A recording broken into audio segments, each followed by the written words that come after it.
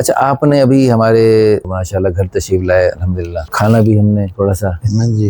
الحمدللہ۔ تو اللہ پاک کی توفیق سے مجھے خوشی ہوئی آپ نے ہمارے گھر کے کھانے کو قبول کیا۔ اچھا تو یہ بتائیں کہ کھانے کے دوران اور وہاں بھی جو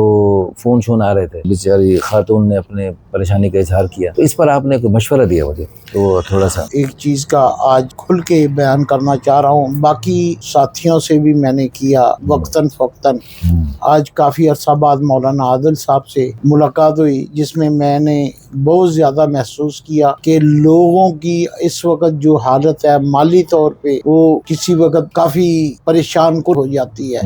تو اس میں ان کی مدد کی جائے۔ تو میں نے ہی مولانا سے درخواست کی کہ مولانا آپ کو اس طرح کا سسٹم بنائیں کہ آپ کے پاس باہر سے بھی آتے ہیں لوگ، ادھر سے بھی آتے ہیں، جہاں اپنے لیے کرتے ہیں کچھ ڈونیشن اس قسم کی ہو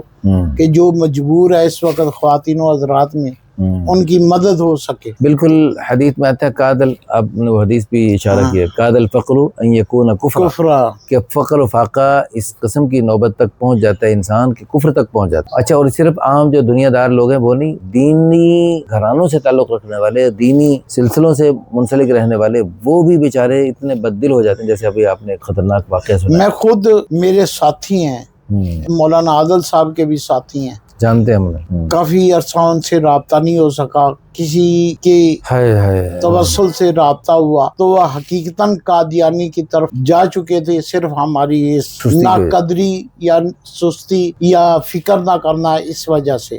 تو ہر آدمی کے تو وسائل ہر وقت اس طرح کے نہیں ہوتے کہ ہر ایک کی مدد کر سکے، لیکن اگر ہم مل جل کے اس چیز کا وزن اٹھانا چاہیں تو جیسے دنیا کا ہر وزن اٹھا لیتے ہیں، خیر خبر لیں، خیر خبر لیں، یہ ایک دوسرے کی خیر خبر، ڈونیشن جس سے جتنا ہو سکے